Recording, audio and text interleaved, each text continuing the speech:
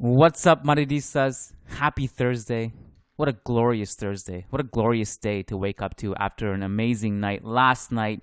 And here's a little treat for you guys. It is a compilation of clips from last night's patron call that went over 2 hours. Patrons joined us on Zoom. The call maxed out. Q&A, analysis, video breakdown. Ton of fun. So here's a little bit of that. And enjoy it. Hala Madrid. What a great Thursday. Let's go. Bottom line is I thought Real Madrid were pretty poor in the first half. I will say this, I think there were things that were happening that were at least encouraging. One of them was this, and it was a double-edged sword, to be honest. One thing that Barcelona were doing really well was that they would suck us in on the right side and then play some great long diagonals to the left. Yeah, where Carvajal was backpedaling. And normally, if Fede is in that position, but he was more centrally tonight, he can help track those. Rodrigo wasn't playing that deep in this game. And so that hurt us a little bit. On the flip side, Rodrigo offensively was fantastic tonight. I know he's kind of like the third fiddle in terms of post-game discussion in some sense because Vinicius was really good and Benzema scored a freaking hat-trick. The first time, by the way, since Ferenc Puskás in the Camp Nou. And also, if I didn't, let me just do I have the stat open? I think I may have closed the tab on that one. But I also believe if the stat is true, it's the first time in it's the second time in Clásico history in the Camp Nou where a player has 3 goals and 1 assist, the other being Lionel Messi.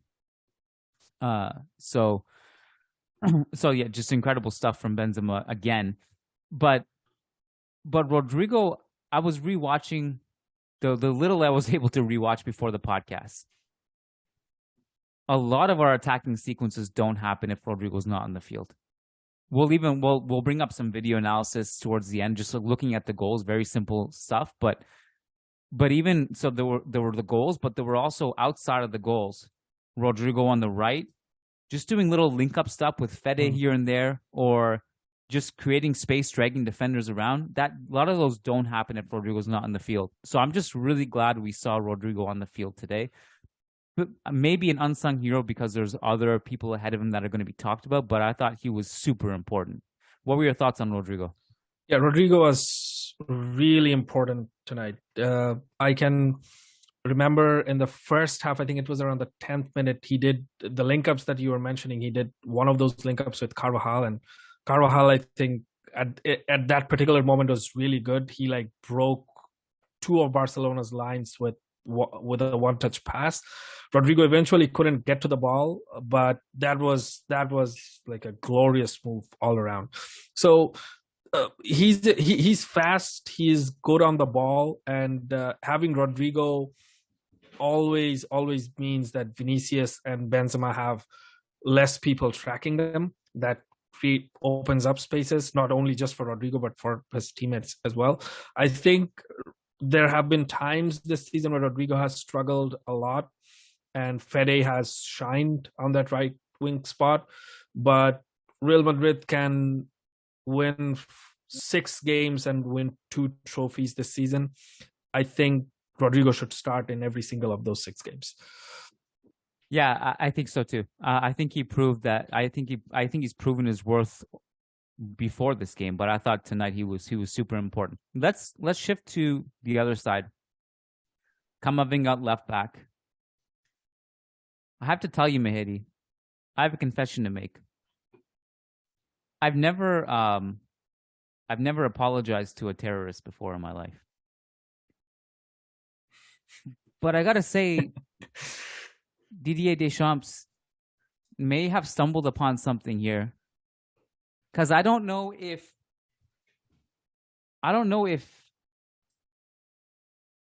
we would see this even being a thing. If a lot of think of the butterfly effect. We have to go all the way back. Okay, he only calls up. He doesn't call up Ferland Mendy to the World Cup. Theo and Lucas are there. Lucas gets injured. Imagine if Lucas Hernandez doesn't get injured in the first game in the World Cup, and then Theo doesn't come in, and then all of a sudden you're in this scenario where well, you don't want to play Teo in your last group stage game because of injury. And well, okay, let's see. There's a bunch of central midfielders. Let's just put Camavinga left back. He seems to be the most capable. Who would have thought that would have been the birth that, like, months later, he's actually an option in the Camp Nou with the Copa season on the line and can put in a performance like this? Pretty incredible. I'm just mind blown that this is actually a thing and he's doing this well at it. We try to we've done so much analysis on, like, the weak points of him here is his defensive side of things. He was unbelievable defensively tonight. Bar, I think, maybe one moment in the first half. He locked down Rafinha completely. I'm going to bring up the numbers if I have them here. But off the top of my head, he won 10 of 14 ground duels. He had 7 clearances, 8 tackles. And this is the one that blew my mind the most for some reason, because I knew he was great defensively. He completely destroyed Rafinha tonight. Did you know he didn't misplace a single pass? Yeah, I'm just looking that up. It's pretty ridiculous. 100% passing accuracy. Yeah. He obviously you can spin that a little bit, because there were a couple times in the first half where he lost possession and that wasn't good. But I thought he was incredible tonight. And yeah, I don't know. I don't think you might not win this game without him. He was unbelievable. Yes, he was. I'm going to start my Camavinga praise with something completely different than Camavinga. I was reading a interview from Jack Wilshere. I think he's coaching one of Arsenal's youth teams right now, and he said something that young players, you can never restrict them with the position. You can restrict them with a profile. Not even like restrict them, that you can have a profile in mind for them, but players who are like 18 years old, 17 years old, 19 years old, you can't really restrict them that, all right, you're a right winger and you play right wing for the next 20 years. You can't do that with young players. As much as I love Camavinga, the midfielder, who knows, like in 20 years, he might be the greatest left back of all time. Like we don't know that. I just want to say, I still think his best position is central midfield, for sure. For sure. I'm just impressed that he can just go to the left back and just play like this. I'm impressed at that. Yeah. And so that's why I said it's like a double-edged sword for him, because I think it's crazy that Deschamps put him there, because now we did this thing. It's the same thing that happened to Fede Valverde in a different capacity. But Fede is so good in so many different positions that, like, he ended up at the right wing unfairly to him, and then he was measured by that because he went through this god streak of scoring. And now he has a dip, and now everyone's mad at him. But like this Camavinga thing, it's not his best position, but because he's so versatile, he gets punished for it. But it's more of like wow, like this kid can do anything. I kind of just want, that's like, what would happen if you put him in goalkeeper? Aren't you like kind of interested? I'm like half interested. Striker, what would he do if you put him up top for a sec? Like I don't know. I'm just curious now. Yeah, well, I don't know about goalkeeper, but with the kind of ball control he has, he'd be a pretty decent striker, because like his ball control is amazing. And I think you referred to that as the Camavinga Cobra tackle that he does. Yeah, like he's sticking around with the striker or whatever, and suddenly sticks a leg out, and boom, the ball's gone. He did a couple of those. I'm checking. He attempted 33 passes, all completed. Won 10 out of his 14 ground duels against much bigger, stronger players. He was phenomenal defensively as well. The very little chances that Real Madrid were close to creating in the first half, he was involved in those. He was involved with those with his overlaps, or I think he played a pretty good, decent cross to Benzema that Benzema just took it a bit far on the right and then just couldn't bring it back. That was from Camavinga. So Sofa score is like I don't know how Sofa score rating algorithms work. They're showing it was bullshit. I was looking at that too. It's like he probably should be like a 9.7 or something. They're like giving him 7.8 or something. And like if Barcelona player breeds, they get 9. I don't know how that algorithm works, but yeah, Camavinga was phenomenal. Again, I think we're gonna have to watch out for Camavinga, the left back, at least until the end of the season, because Ancelotti clearly trusts him to start this big games. This was a huge game in Real Madrid's season, so I'm pretty sure Rudiger has been having health issues, and Mehedi is pretty much out for the rest of the season, I guess. So I wouldn't be surprised if he starts against Chelsea on the left back again. I wouldn't either, and that's the crazy thing, because it not only was it a big game, but it was against an opponent who has a quality right winger who can punish you for that. Like, it's one thing, like, I can't remember which game it was where he made that mistake as a left back a couple of weeks ago. Maybe it was before the international break. Do you remember who it was against? We won that game, but yeah, I have no anyways, idea. It doesn't matter. So it's one thing that it's one thing to make a mistake there, but that was the team that really can't punish Camavinga, but Barcelona has the tools to do that. Now, I wonder if a better team with a better offensive right back overloading on that side with that right winger, it would be a different story. It's one thing to at least consider. Araujo is a phenomenal player, but he doesn't get in the final third much to make those tests more.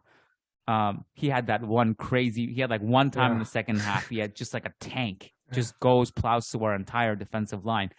But I wonder, like, let's say if you have Reece James, going down that side, is it a different story? Well, it may be a different story, Madrid defensively, but overall, I think even if that happens, Real Madrid is in the advantage, because if your right back is attacking that much, Vinicius will obliterate that team. If your right back is, spending more time in the final third, and Vinicius, he doesn't even, like, Araujo wouldn't catch up with Vinicius if he's in full flight. He grabs Vinicius before he gets into full flight most of the times, and that's why he stays back. But if Vinicius gets that one crazy long first touch, then he can outrun basically any player in the world. So I think even if a right back is overloading too much, Madrid might still be in the advantage, because then they have Vinicius free up front. Yeah. So just going back to this discussion about Camavinga left back, I think it's very possible, based on what we've seen today, that he will play left back, because it solves some problems. One, it helps Vinny. Two, I mean, we literally have no one else at left back. Yeah. Three, apart from Nacho, who's been great there, but doesn't provide as much as Camavinga does offensively. And Camavinga was great defensively tonight. And four, I don't even know how many numbers I'm at. But the other point is, it frees up another spot for a midfielder, and we have 200. So I think all those things have to factor in Ancelotti's mind. People in the chat were talking about how they had, I think it was, I don't know if it was Marcos or Anthony, were talking about how they were breaking down in the Discord when Camavinga went down in the first half. You remember that? That was I was pretty sure if this guy leaves the pitch now, we're done. Another important little caveat about Camavinga that I want to mention is that with him not restricting players by positions, this becomes even more relevant, because Cruz was doing something during the first half where Cruz would literally become the left back and he will leave the number 8 position for Camavinga, because Cruz can probably control the ball even better than Camavinga if there is no pressure coming up on him. And then if he can release Camavinga into space, Camavinga is a younger, fresher, more agile ball carrier than Cruz. So realizing that Cruz was taking a step back, he was literally positioned as the left back himself, and then Camavinga will just walk or slot into Cruz's position. So with Camavinga, you can make these little changes. With Nacho, or with like Mehedi, you can't ask Mehedi to play as the number 8. You can't ask Nacho to play as the number 8. But because Camavinga is so versatile and we have these options that Cruz can hold, like he can probably prevent a transition, but he can hold on to a ball like as long as he wants. So with Camavinga at left back, we will continue to have this advantages. Next season when Fran Garcia comes, we'll see how that goes. But I think if the midfield is too stacked, even Tchouaméni if he's starting, I wouldn't mind just slotting Camavinga on left back even during the Champions League. The just a couple more notes to expand on his performance. Again, his 1v1 defending on Rafinha was fantastic. He did take up a couple positions as an inverted left back to help Cruz in the build-up play. The Cobra tackle, he had a couple of those. Step-up interventions, fantastic. I can't remember which one. It was the 4th goal maybe that it was him starting that with an interception or intervention or something. We'll go over the video in a sec. He was unbelievable tonight. Someone asking about, I think it was Marcos Lewandowski in the chat, ghosted again. When was the last time he scored in a big game? Must have been Manchester United, I guess, in the Europa League. But it's not like something, I mean, this to me is one of the things that differentiates between him and Benzema. Yeah. We talk about these debates about who is the better striker. Lewandowski is just absolutely incredible striker, generational, just scores goals for fun. But this is ultimately, if you want to piece it down, like this is how I'm gonna explain it to my kids. They're gonna ask me all these questions when they grow up, and they're already asking questions now. What's the difference between Barcelona and Real Madrid? What's the difference between Lewandowski and Benzema? What's the difference between, if you really want to go there, Messi and Ronaldo? Well,